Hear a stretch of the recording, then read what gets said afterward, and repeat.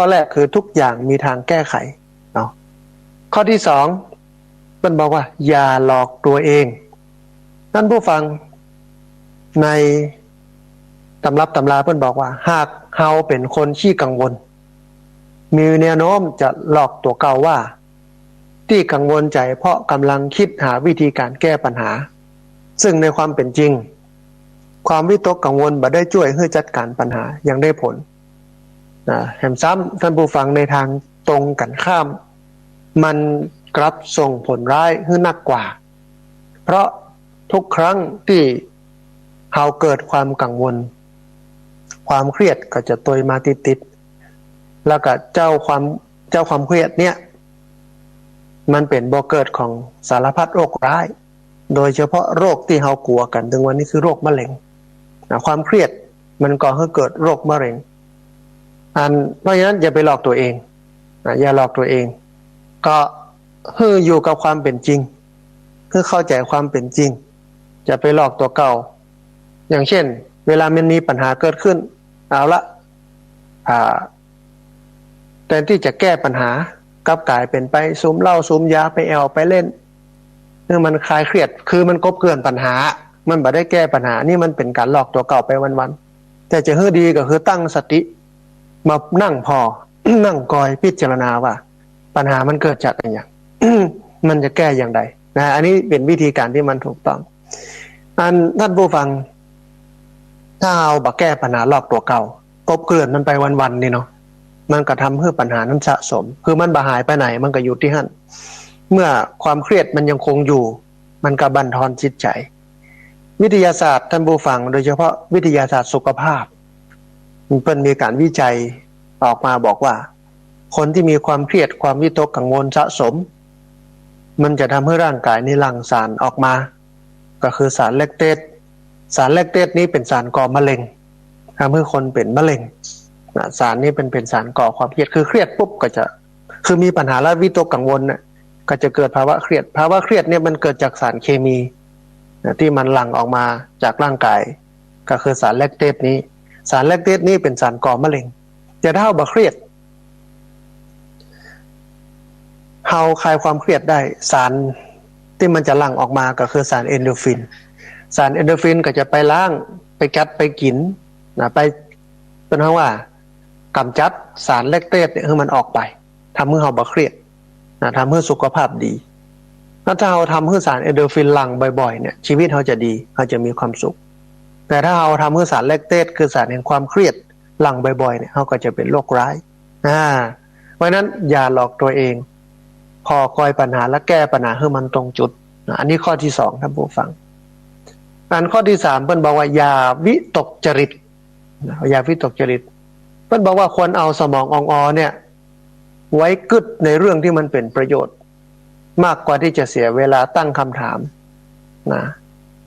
แม้กระทั่งการตั้งคำถามที่มันตั้งขึ้นหรือว่าที่เขาตั้งขึ้นน่ะดูเหมือนว่ามันเป็นการ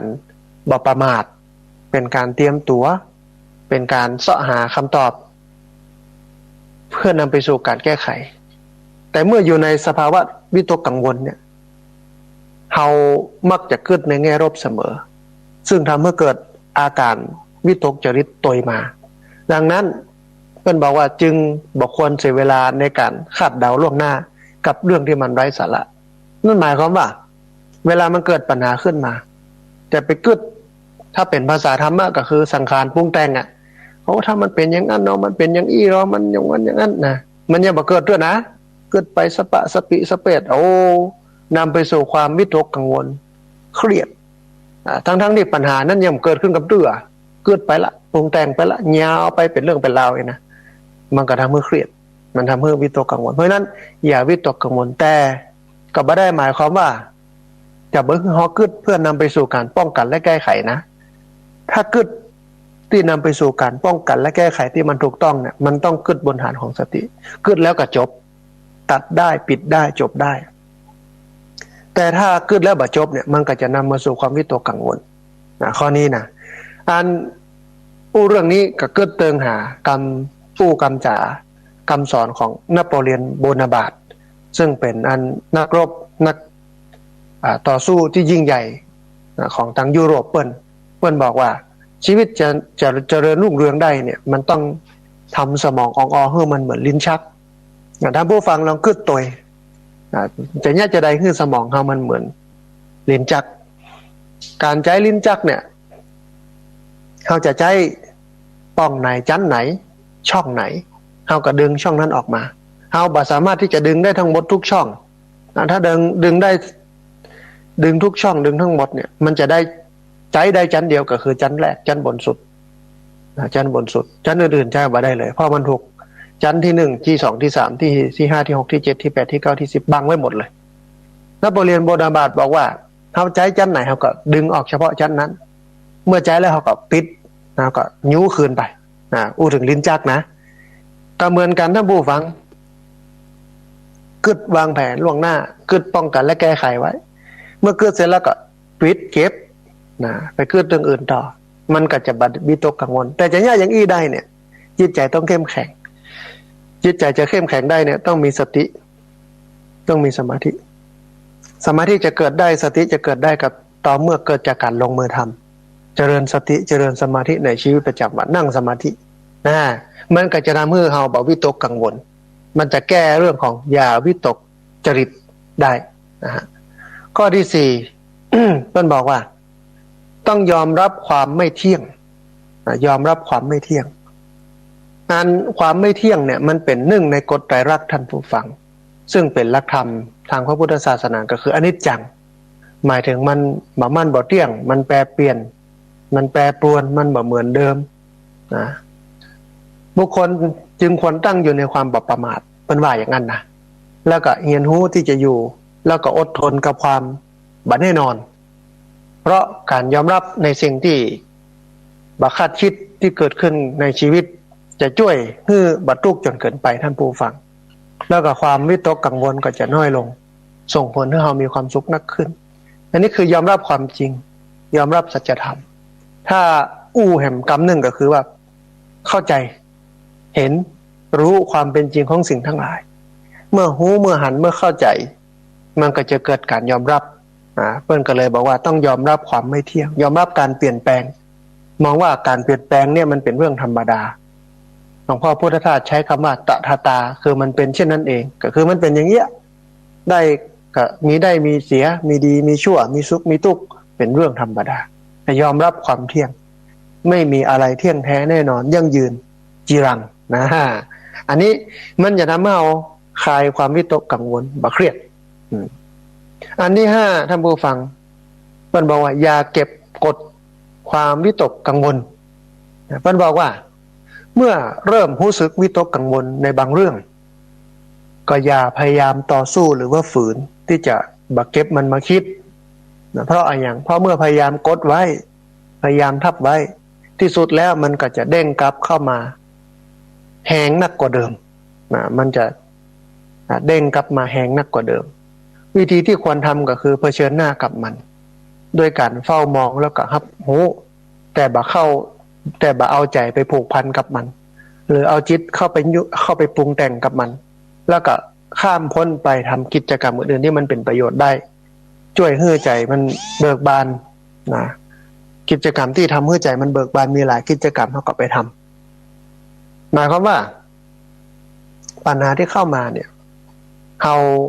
บ่สามารถที่จะรับรู้ได้หรือถ้าตามหลักการของพุทธศาสนาเรื่องวิถีของจิตเนี่ยเราบ่สามารถที่จะห้ามจิตบ่ให้คิดได้ท่านผู้ฟังเพราะธรรมชาติหรือหน้าที่ของจิตคือรู้อารมณ์รับอารมณ์คิดอารมณ์อันนี้เป็นอธิบายไว้ในพระอภิธรรมถ้าคนที่เรียนอภิธรรมเนี่ยเป็นจะรู้ว่าจิตเนี่ยมีหน้าที่รู้อารมณ์รับอารมณ์คิดอารมณ์แต่ว่าเมื่อมันเข้ามาแล้วเนี่ยคิดรู้รับแล้วมันปล่อยมันบ่เก็บไว้ที่มันตุกที่มันวิตกกังวลก็คือเก็บมันบ่ปล่อย เข้ามาปุ๊บรู้อารมณ์รับอารมณ์คิดอารมณ์แล้วก็ผ่านไปรู้อารมณ์รับอารมณ์คิดอารมณ์ก็ผ่านไปรับอารมณ์รู้อารมณ์คิดอารมณ์ก็คือมันผ่านไปแต่ที่มันเป็นตุกก็คือมันเก็บเอาไว้มันไม่ยอมปล่อยสักเตื้อเพราะนั้นก็เลยบอกว่าอย่าเก็บกดความวิตกกังวลจะไปห้ามบ่ให้จิตบ่ให้คิดห้ามไม่ให้จิตคิดก็ไม่ได้ท่านผู้ฟัง มันเป็นหน้าที่ของจิตนะเมื่อคิดแล้วเขาก็ปล่อยมันไปแค่นั้นเองนะฮะอันที่6ท่านบอกว่าอย่าไปอยู่กับอารมณ์ที่มันเป็นด้านลบท่านผู้ฟังอารมณ์ด้านลบที่มันเกิดขึ้นบอกว่าจะเป็นความกระวนกระวายความเศร้าโศกความโกรธความเกลียดความรู้สึกผิดความละอายใจหรือแม้แต่อาการที่เกิดขึ้นทางกายบอกว่าจะเป็นความเหนื่อยล้าความเจ็บปวดเหล่านี้ท่านผู้ฟังล้วนเป็นตัวเร่งให้เกิดความวิตกกังวลมากขึ้นแล้วก็หากบ่หยุดยั้งความวิตกกังวลที่เกิดขึ้นได้เนี่ยอย่างน้อยที่สุดพยายามอย่าให้มันเกิดขึ้นในช่วงที่เราอยู่ในสภาพหรือว่าอยู่ในสถานการณ์ที่มันแย่เพราะความรุนแรงมันจะเพิ่มขึ้นมันก็เหมือนผีซ้ำดำพลอยเหมือนกับคนที่มีร่างกายอ่อนแอซ้ำมีโรคเข้ามากำกายแหมภาวะร่างกายที่มันอ่อนแอกับโรคที่เข้ามากำกายเนี่ยมันก็จะทำให้สุดเจ็บป่วยเมื่อยไข้ได้เหมือนกับโรคโควิด -19 เนี่ยท่านผู้ฟังถ้าคนที่มีร่างกายแข็งแรงเนี่ยโรคนี้ก็ทำปฏิกิริยากับร่างกายของคนนั้นน้อยส่วนใหญ่ที่เป็นปัญหาที่ป่วยที่ตายกันนี่ก็คือผู้สูงอายุคือคนที่มีภูมิต้านทานของร่างกายมันบกพร่องมันบ่แข็งแรงแต่ถ้าคนที่มันแข็งแรงเนี่ยถ้าเป็นแล้วก็หายเร็วหรืออาจจะบ่เป็นเลยก็ได้นะเพราะฉะนั้นอย่าไปอยู่กับอารมณ์ด้านลบนั่นหมายความว่าต้องทำให้จิตใจของเขาเข้มแข็งอยู่เสมอถ้าจิตใจเข้มแข็งแล้วเนี่ยความทุกข์ต่างๆมันก็เข้ามาบ่ได้เหมือนกับร่างกายของเขาถ้าแข็งแรงแล้วโรควัดโรคยังก็บ่เกิดง่ายเกิดยากแต่ถ้าร่างกายอ่อนแอภูมิคุ้มกันอ่อนแอเนี่ยมันก็จะง่ายต่อการจะเป็นวัดเป็นไข้จะเมื่อยจะป่วยเหมือนกันจิตใจถ้าจิตใจเขาเข้มแข็งอยู่แล้วเนี่ยความคิดด้านลบต่างๆอกุศลต่างๆความบดีบางงามต่างๆความวิตกกังวลต่างๆมันก็บ่สามารถที่จะมาทำอย่างให้มันสั่นคลอนจิตใจที่มันเข้มแข็งได้ทีนี้ประเด็นมันก็อยู่ที่ว่าเฮาจะเนี่ยอย่างใดท่านผู้ฟังให้จิตใจเขาเข้มแข็งมันบ่ยากแต่ปัญหามันอยู่ที่เฮาบ่ยาก ทำไม่ยากมันยากอยู่ที่ไม่ทำเนาะไหว้พระสวดมนต์นั่งสมาธิเจริญสติในชีวิตประจำวันเอาแม่เจ้าก็ได้เอาแม่แรงก็ได้อิติปิโสอะระหังสัมมาบทที่แนะนำไปคือสังเวคะปริกิตตนาปะทะก็ได้สวดแล้วก็นั่งสมาธิ15นาที30นาที40นาทีนั่งไปนั่งเสร็จแล้วก็แผ่เมตตาที่เหลือเวลามีอยู่กับฟังวิทยุในเครือข่ายสถานีวิทยุคลื่นสีขาวเพื่อชาวประชาไปเจริญสติในชีวิตประจำวันเดินนั่งนอนกินดื่มทำพูดคิดแล้วก็ไปอยู่กับอารมณ์ที่มันเป็นด้านลบไปอยู่กับคนขี้จมขี้ซ้ำไปอยู่กับในอย่างที่มันเป็นกับคนที่คิดลบบางคนคิดแต่เรื่องเป็นปัญหาคิดแต่เรื่องวิตกกังวลต้องไปอยู่กับคนที่เป็นคิดบวกคนที่เป็นคิดในคือมองโลกในแง่ดีอย่างกับดีหมดถ้าคนที่เป็นมองโลกในแง่ดีเนี่ยเพิ่นเวลามีวิกฤตนะท่านผู้ฟังเวลามีวิกฤตเนี่ยเพิ่นก็จะเอาวิกฤตมาเป็นโอกาสเอาความผิดพลาดมาเป็นการแก้ไข แต่สำหรับคนที่คิดลบเนี่ยเวลาเกิดวิกฤตขึ้นมาวิกฤตนั่นก็จะเป็นปัญหาเป็นทุกข์เป็นห้อนเป็นความกังวลทำให้เกิดความเครียดงานเข้าละนะหมอเป็นปัญหาละมันแบบมดปะเสี่ยงแต่นะอันนี้คือคนคิดลบนะแต่ถ้าคนคิดบวกเนี่ยท่านผู้ฟังเพิ่นก็บอกว่าธรรมดาบ่มีอย่างบ่มีไผบนโลกนี้ที่บ่มีปัญหามันอยู่กู้โลกเขาเกิดมาเจ้าโลกก็เป็นทุกข์แล้วเพราะชีวิตมันเป็นทุกข์ชีวิตคืออะไรในพุทธศาสนาก็คือชีวิตคือขันธ์ห้าขันธ์ห้ามันเป็นปัญหาพระเจ้าบอกว่าปัญจขันธาภราหเวขันธ์ห้ามันเป็นของหนักแสดงว่าการเกิดเป็นทุกข์แล้วเนี่ยชีวิตเป็นทุกข์แล้วเนี่ยมันเป็นเรื่องปกติที่เวลาเราดำเนินชีวิตไปแล้วมันจะไปเจอกับความทุกข์แต่มันเป็นเรื่องแปลกว่าเวลาเราดำเนินชีวิตไปแล้วถ้ามันบ่เกิดความทุกข์เลยมันบ่เจอปัญหาเลยนี่คือเรื่องแปลกแต่ถ้ามันเป็นเรื่องวิเศษสำหรับคนที่ฝึกฝนตนเองมาดีแล้วเนี่ยมันก็จะเข้าใจว่าปัญหามันเป็นเรื่องธรรมดา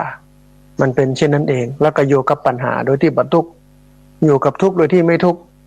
เหมือนดอกบัวที่เกิดจากโคนตมแต่ไม่ติดโคนตมดอกบัวเกิดจากขี้เปอะแต่กับบ่ติดขี้เปอะ นี่คือเขาต้องอยู่กับบ่อยู่กับอารมณ์ด้านลบ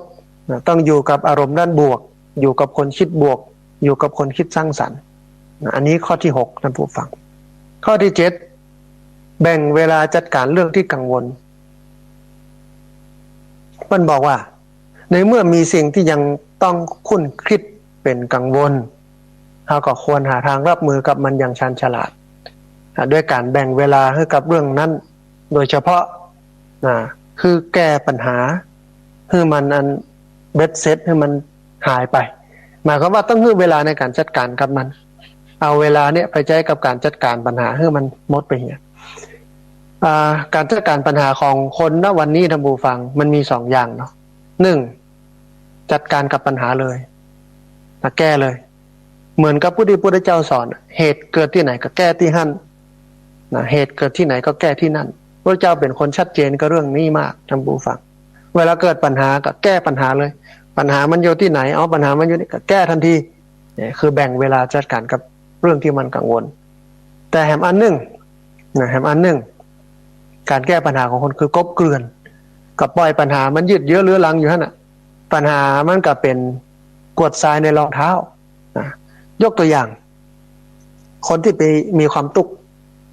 มีความตุกเสร็จแล้วไปวัดดีกว่าไปบวชชีพราหมณ์บางคนถ้าเป็นพ่อใจกับบวชเป็นตู้เจ้าเนาะถ้าเป็นนานชาวบ้านกับบวชชีพราหมณ์หรือไปปฏิบัติธรรมดีกว่ามีปัญหาชีวิตมีหนี้เนาะสมมติเป็นหนี้สินอยู่100 ล้านเนาะไปบวชเป็นพระไปบวชเป็นชีพราหมณ์เนาะทีนี้ไปบวชเป็นพระไปบวชเป็นชีพราหมณ์แล้วเนี่ยมันม่วนกับวิธีการบวชม่วนกับการได้เดินจงกรมนั่งสมาธิจิตใจมันสุขสงบมันบักกังวลมันสบายใจนะถ้าคนที่เปิ้นปฏิบัติถูกต้องเปิ้นก็เอาความสบายใจนั้น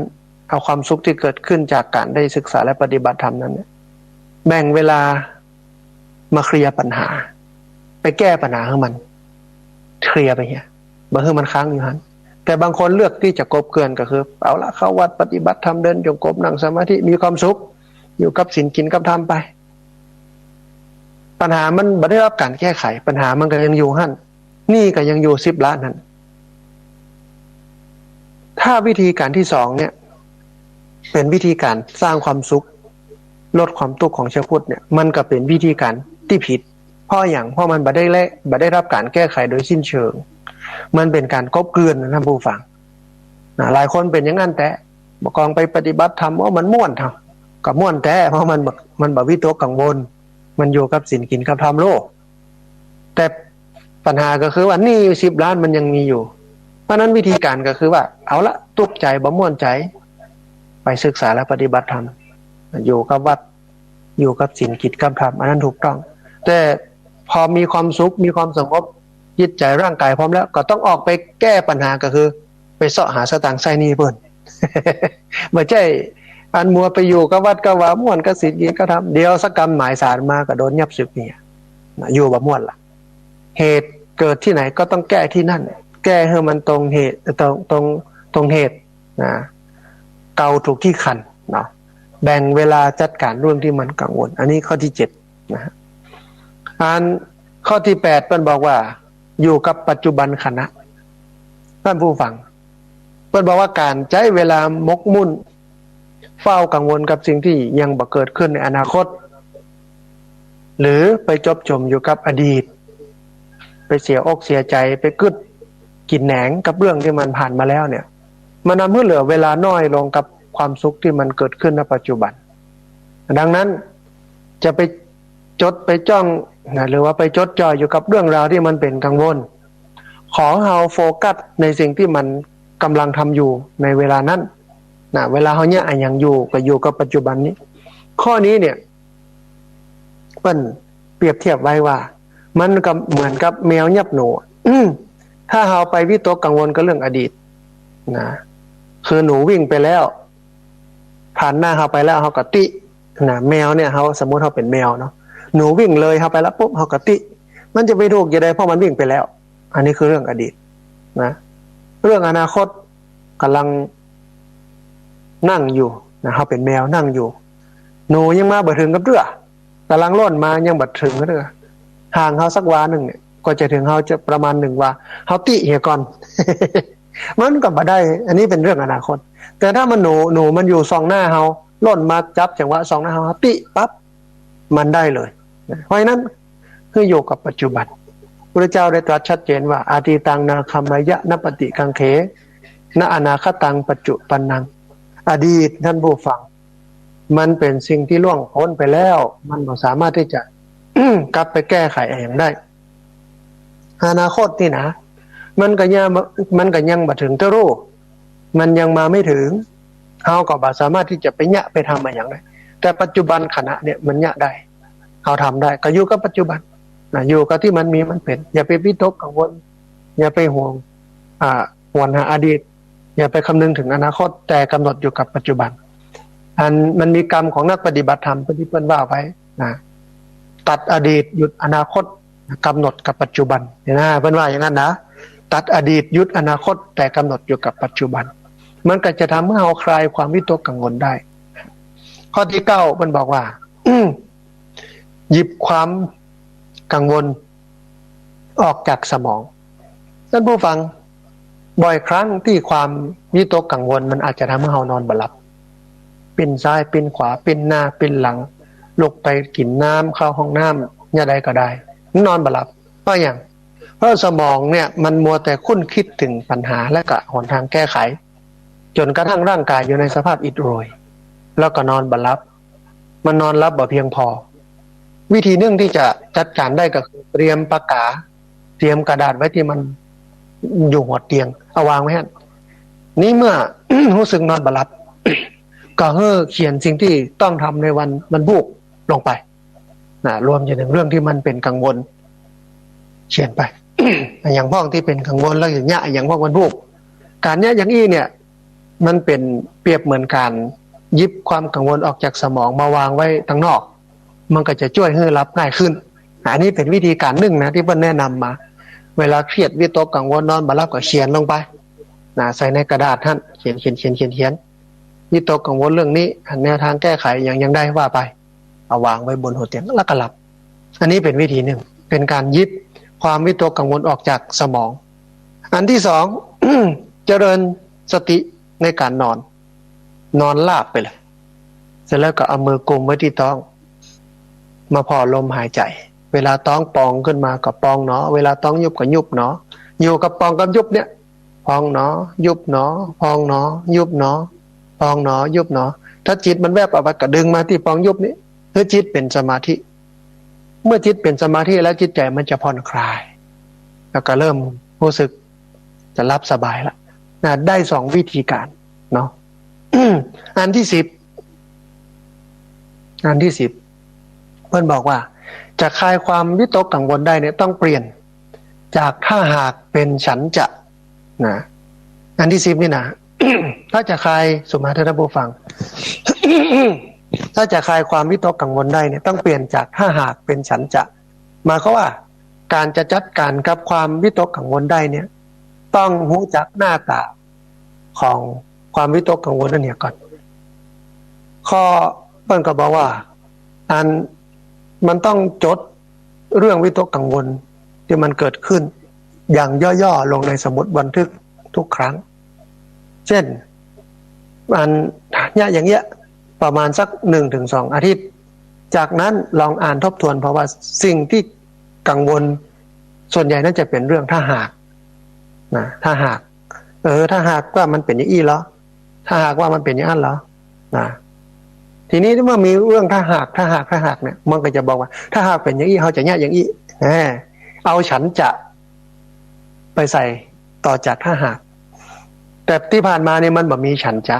มันมีถ้าหากอย่างเดียวถ้าหากว่าเป็นอย่างอี้เหรอถ้าหากว่าเป็นอย่างนั้นเหรอถ้าหากว่าเป็นอย่างอุ้นเหรอเป็นอย่างนั้นเหรอมันแบบมีฉันจะแต่ถ้ามีฉันจะเข้ามาเนี่ยมันจะมีคำตอบนะก็คือถ้าหากมันเป็นอย่างนี้เขาจะแย่อย่างนี้ถ้าหากเป็นอย่างนี้เขาจะแย่อย่างนี้มันก็จะมีทางออกมารองรับเมื่อมีทางออกมารองรับบอกว่ามันจะแย่ได้บ่ได้นะ มันก็คลายความวิตกกังวลได้ครึ่งหนึ่งมันก็คลายความวิตกได้ครึ่งหนึ่งอันนี้ เป็นวิธีการ10 วิธีในการคลายความวิตกกังวลนะ ก็จะทบทวนให้ท่านผู้ฟังทั้งหลายได้ฟังกันก่อนที่จะทบทวนให้ท่านผู้ฟังทั้งหลายได้ฟังกันก็ขอเอ่ยว่าขณะนี้ท่านผู้ฟังกำลังติดตามรับฟังรายการธรรมาภิวัตน์อันเป็นรายการวิทยุเพื่อการเผยแผ่พระพุทธศาสนาส่งเสริมการศึกษาและพัฒนาสังคมรายการนี้รับผิดชอบโดยอาตมาภาพพระสาธิตธีรปัญโยผู้อำนวยการสถาบันธรรมาภิวัตน์สถาบันเพื่อเผยแผ่พระพุทธศาสนาส่งเสริมการศึกษาและพัฒนาสังคมตั้งอยู่ณที่พักสงฆ์สถาบันธรรมาภิวัตน์บ้านศพเตินตำบลศพปาดอำเภอแม่เมาะจังหวัดลำปางรายการนี้ออกทุกวันอังคารมีอยู่2ช่วงเวลาคือตี 4จนถึงตี 5ช่วงหนึ่งแล้วก็ตี 5ไปจนถึง 7 โมงช่วงหนึ่งออกอากาศอยู่หลายช่องทางอยู่ในหลายลักษณะนะฮะก่อนที่จะเปิดสายท่านผู้ฟังที่ฟังอยู่ทางบ้านจะโทรเข้ามาร่วมเอ่ยกันโทรเข้ามาร่วมแสดงความเห็นกันก็ขอสรุป10วิธีการจัดการความวิตกกังวลอย่างได้ผลคือท่านผู้ฟังทั้งหลายได้ฟังกันคำหนึ่งข้อแรกก็คือทุกอย่างมีทางแก้ข้อแรกนะต้องกึศเสมอว่ากูอย่างมีทางแก้เมื่อประตูบานหนึ่งปิดลงประตูบานหนึ่งก็จะเปิดขึ้น อันที่สองอย่าหลอกตัวเองอันที่สามอย่าวิตกจริตอันที่สี่ยอมรับความไม่เที่ยงอันที่ห้าอย่าเก็บกดความวิตกกังวลอันที่หกอย่าอยู่กับอารมณ์ด้านลบอันที่เจ็ดแบ่งเวลาจัดการเรื่องที่กังวลอันที่แปดอยู่กับปัจจุบันขณะอันที่เก้ายิบความกังวลออกจากสมองอันที่สิบเปลี่ยนถ้าหากเป็นฉันจะอันนี้เป็น10ข้อที่สามารถป้องกันและแก้ไขปัญหาความวิตกกังวลที่มีอยู่ในตนตัวของเขาให้มันหมดไปให้มันออกไปได้แล้วก็ป้องกันความวิตกกังวลใหม่ที่มันจะเกิดขึ้นให้มันหมดไปมันหายไปได้เอาละท่านผู้ฟังเหลือบแลพอเวลาแล้วตอนนี้ได้เวลาที่จะเปิดสายท่านผู้ฟังที่ฟังอยู่ทางบ้านได้โทรเข้ามาร่วมเอ่ยกันได้โทรเข้ามาร่วมแสดงความเห็นกันแล้วท่านผู้ฟังที่ฟังอยู่ทางบ้านสามารถโทรเข้ามาร่วมเอ่ยกันโทรเข้ามาร่วมแสดงความเห็นกันได้ที่เบอร์064 728 2899เบอร์064 728 2899เรียนเชิญเจริญพรได้โทรเข้ามาร่วมเอ่ยกันได้โทรเข้ามาร่วมแสดงความเห็นกันพอดีมีสายเข้ามาสายหนึ่งเดียวครับสายนี้ก่อนเปิ้นจะว่าจะได้พ้องเจริญพรไว้สาครับพระอาจารย์สาธุคุณโยมโควิดบ้านดอยหลังถ้ำบ้านหงละปูนอาจารย์ถ้าอาจารย์ว่ามัน10 ข้อนี่มันนึงถูกกู้อย่างครับต้องยอมรับแล้วก็ทำแต่เอาถ้ามันไม่ได้นะอาจารย์เนาะแม่นละบางคนก็โอ้ยเป็นตุกเป็นเครียดกับมันเนาะมันต้องเครียด กรณีที่ว่าถ้านอนบาลับนะผมเคยจ้องเวลาครูอาจารย์ประมาณบรรยายธรรมหรือว่าเทศธรรมบรรลุธรรมเนี่ยผมจะอัดไว้ในโทรศัพท์อาจารย์พอเปิดฟังแล้วมันถึงรับถ้าเอาฟังธรรมเนี่ยแม่นละถ้านอนฟังธรรมเนี่ยนอนฟังไป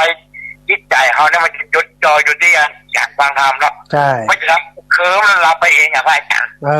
วิธีการนี้กระจายได้ผลมันก็เป็นการเจริญสมาธิเจริญสติเห็นวิธีหนึ่งแล้วก็ถ้าเมื่อมีสมาธิแล้วมันก็รับไปเลยเนาะมันก็อย่างว่ามันเป็นยาที่โอโซนส่งอาหารนอนทำได้แต่ถ้าเขานั่งฟังเนี่ยมันจะมาให้รับนะอาจารย์ใช่แต่ถ้าเขานอนฟังนี่ก็แปลกเหมือนกันแล้วก็เลยเราทดลองแบบอย่างที่อาจารย์ว่าแต่ถ้าเขานอนฟังธรรมะแล้วเขาลองพอลงในใจของเขาไปดูไปเนี่ยเขาก็ว่าเขาแปลกเหมือนกันดูไปมันก็บอกว่ามันนี่รับไปคนเดียวมันเพราะสมาธิมันเกิดแล้วก็เมื่อสมาธิเกิดปุ๊บมันก็จะง่วงมันก็จะรับไปทำเมื่อคลายความวิตกกังวลมันก็ไปวิตกมันก็ไปกังวลอย่างนั้นว่าเพราะว่ามันต้องยอมรับได้ทุกสิ่งทุกอย่างทุกข้อที่อาจารย์โอ้มานี่มันก็ต้องเจอกระตงไปทุกคนเหมือนกันหมดไม่ต้องเป็นนี้เนาะอาจารย์เนาะแล้วก็มีวิธีการเนี่ยแก้ได้อันหนึ่งแล้วทำเมื่อเราสบายอกสบายใจเนาะครับถ้าเอาไปกังวลมันกับทั้งเครียดนะพอดีทั้งนั้นแหละใช่อนุโมทนาบุญกับคุณโยมเนอะขอเป็นกำลังใจให้อาจารย์ครับผม สาธุอนุโมทนาสาธุครับสายแรกจากละปูนบ้านโฮงคุณโยมโควิดบ้านดอยหลังถ้ำบ้านโฮงละปูนโทรเข้ามาบอกว่าโอ้ อันที่ว่ามานี่ถูกหมดแต่มันมีอันหนึ่งที่ได้ใจได้ปฏิบัติก็คือว่าเวลานอนบัดรับเครียดก็เอาธรรมะมาเปิดฟังไปรับเลย จิตใจมันสบายอ่ะมันเป็นสมาธิเนาะพอดีมีสายเข้ามาแถมสายหนึ่งเดี๋ยวฮับสายนี้ก่อนเปิ้นจะว่าจะได้พ่องเจริญพร สาวไว้สาเจ้าท่าน อ่านยมแม่แนะนำตัวน้อย เจ้าเจ้าไม่เนื้ออ้วนถ้าเกิดอยู่ร้องของข้าวข้างสาวแปลงเจ้า โอ้สันกำแพงเชียงใหม่เนาะแม่เนาะ เรา สัญญาณชัดเจนเนาะแม่เนาะ เจ้าชัดเจนดีเจ้า วันนี้มีอยากจะเพิ่มเติมพ่อง บางท่านวันนี้ถูกอกถูกใจทุกข้อทุกคำเจ้า โอ้สาธุอนุโมทนาเนาะแม่เนาะ แล้วเข้าใจความได้ว่าถ้ามีปัญหาต้องแก้เพราะว่าเก่าว่าถูกพี่คันเนี่ย เอา ไม่ถูกใจเจ้า สาธุแม่สาธุ ต้องเจ้า อนุโมทนาบุญเนอสาธุสาธุนะพระเจ้าตึงเป็นอย่างนั้นนะบูฟัง ก็คือเวลาปัญหาเกิดขึ้นจะไปหนีปัญหาแก้นะเหตุเกิดที่ไหนก็แก้ที่หั่นนะเก่าคือมันถูกที่คัน คือถ้าบักแก้เนี่ยมันก็กบเกลื่อนมันก็เหมือนกวดทรายในรองเท้าอะเดินไปก็ย่ำไปอยู่ในเกิดเพราะว่านะปัญหาก็คือบ่ใช่เดินก็ย่องก็แย่งบ่คือมันย่ำถูก ก็คือต้องเอากวดทรายมันออกจากรองเท้าไปเหี่ยแต่เมื่อมันออกไปแล้วปุ๊บก็จะเดินอย่าได้จะย่ำอย่าได้มันก็ถึงแบบปวดประเจ็บแผมแล้ววันนี้มีสายเข้ามาแถมสายหนึ่งเดี๋ยวฮับสายนี้ก่อนเปิ้นจะว่าอย่างไรพ่องเจริญพร เอาไว้สาท่านครู อ๋อยมป้อเจริญพรนะจากอัน ครับ อันยมป้อวันนี้สัญญาณเป็นได้พ่อง โอ้ดาลีโยมพ่อบุญมีจากแม่กลางท่าน เจริญพรสัญญาณชัดเจนนี่นอป้อนอนะ พ่อชัดเจนดีท่าน อันมีอยากจะเพิ่มเติมพ่องป้อบุญมีวันนี้ โอ้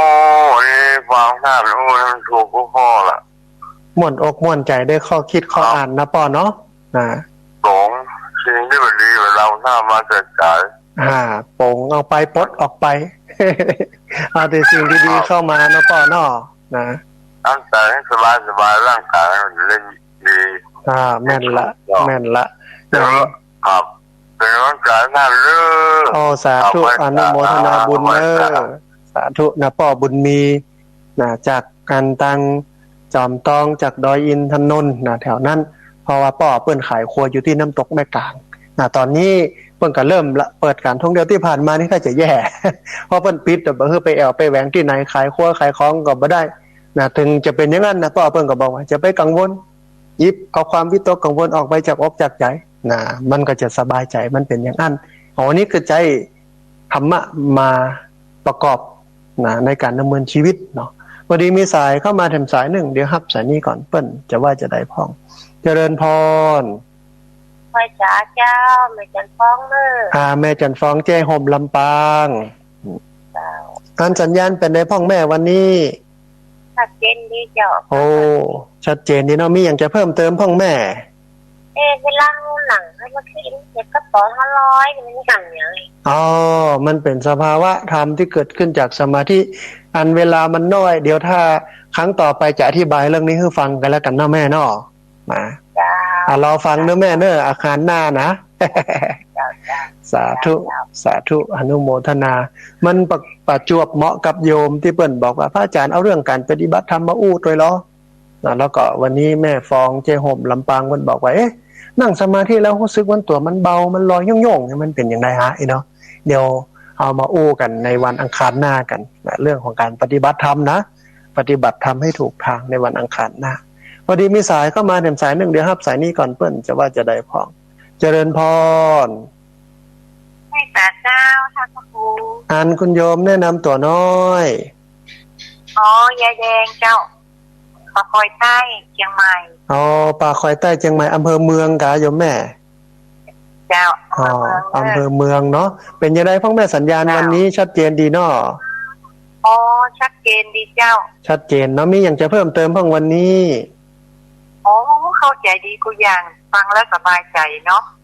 ฟังแล้วม่วนอกม่วนใจสบายใจดีเนาะได้แนวคิด จ้า ได้แนวปฏิบัติดีเนาะแม่เนาะ เจ้าเพราะว่าแม่ค้าขายต้องใจเย็นๆทำสมาธิโคนมันนักกันเนาะ มันหลายอย่างหลายประการบ้องก็ต่อเนาะตอนแนะบ้องก็วนวายหลายอย่างเนาะ เจ้า ดีแล้วแม่ดี เข้า แล้ว มีจะเป็นเจ้าเข้ามี เป็นซิปกะละมังถามไปถามมาบัดซื้อก็มีต้องใจเย็นๆเนาะ ถามเมื่อครบทุกบทว่าอย่างเป็นยังแล้วก็เดินหนี้เฮียมาซื้ออีเนาะนะ เจ้า โอ้เนี่ยถ้าบ่มีธรรมะนี่ถ้าอย่าเป็นความดันเบาหวานนะเนาะแม่เนาะนะ เจ้าเราต้องใจเย็นๆเนาะค้าขายไปเดียวค้าขายมันก็บ่ค่อยดีอ่ะ ใช่เศรษฐกิจบ่ดีถ้าเอาธรรมะไปใช้ในชีวิตประจำวัน เขา ได้ อีกดูก่อนนะ ดี เนาะเขาต้องขายของอย่างแม่นี่ขายข้าวกิโล30 บาทนะเนาะข้าวนึ่งอ่ะ ขายข้าว1 กิโล30 บาท เจ้ามันต้องช่วยกันไปเนาะเปิ้นก็บ่มีเฮาก็บ่มีเฮาเปิ้นกันเนาะ แม่นถ้าขายแปลงไปเปิ้นบ่มีตังค์ซื้อเปิ้นก็ลำบากเนาะเปิ้นก็แค่กินเนาะนะ เจ้าเฮาขายถูกเข้าไปเฮาก็จะขาดทุนเขาบอกเขาอยู่ได้ก็พอละ โอ้เนี่ยดีแม่ดีเป็นบุญเป็นกุศลแต๊ะๆนะอนุโมทนาบุญกับแม่เด้อ เจ้าไว้ขาเจ้าฟังตลอดเด้อ อนุโมทนาบุญโยมแม่นะสาธุ เจ้า สาธุอัน โยมแม่บอกว่าคนค้าขายนี่ต้องใจเย็นแต่ที่จริงไม่ใช่เฉพาะคนค้าขายนะมันทุกอาชีพแต่ในวันนี้นะต้องใจเย็นการใจเย็นกับเป็นการเจริญเดี๋ยวการบำเพ็ญบารมีอันหนึ่งคือขันติบารมี แต่การใจเย็นได้นั้นก็จะต้องมีสติมีสมาธิเป็นตัวกำกับเนาะเอาละถ้าผู้ฟังเรือแลพอเวลาแล้วเวลาหมดพอดีเขาจะบะกันในช่วงนึงเนอะตี 5 จนถึง 7 โมงก่อนหมุนกันฟังเอาติดตามลำตัวกันไปบางสถานีเพิ่นก็ถ่ายทอดมาออกอากาศบางสถานีเพิ่นก็เอาครูบาอาจารย์รูปอื่นหรือมีรายการอื่นเข้ามาเปลี่ยนมาแปลงกันไปตามช่วงเวลาก็แล้วแต่เจ้าของคลื่นเจ้าของสถานีแล้วแต่ผังเวลาที่เพิ่นจัดไว้วันนี้อาตมาภาพพระสาธิตธิรปัญโยต้องเอารายการนี้จากลานท่านผู้ฟังทั้งหลายไปก่อนกราบขอบพระคุณครูบาอาจารย์พระเถรานุเถระทุกรูปที่มีส่วนเกี่ยวข้องกับการออกอากาศการส่งกระจายเสียงนี้อนุโมทนาบุญกับเจ้าของคลื่นเจ้าของสถานีที่รับสัญญาณเอาไปออกอากาศส่งกระจายเสียงอนุโมทนาบุญกับญาติโยมทุกคนทุกท่านที่ติดตามรับฟังทุกคนทุกท่านที่โทรเข้ามาต้องขออภัยกับญาติโยมที่โทรเข้ามาแล้วบ่ได้รับสายโทรเข้ามาแล้วสายลดไปโทรเข้ามาแล้วบัดติดก็ดีสัพพะพุทธานุภาเวนะด้วยเดชะอนุภาพของพระพุทธเจ้าสัพพะธรรมานุภาเวนะด้วยเดชะอนุภาพของพระธรรมเจ้าสัพพะสังฆานุภาเวนะด้วยเดชะอนุภาพของพระสังฆเจ้าศรัทธาสุทธีพระวันตุเตขอความสุขความเจริญในธรรมจงมาเกิดมีแด่บรรดาศรัทธาสาธุชนทุกคนทุกท่านตลอดกาลเป็นนิจเทินเจริญพร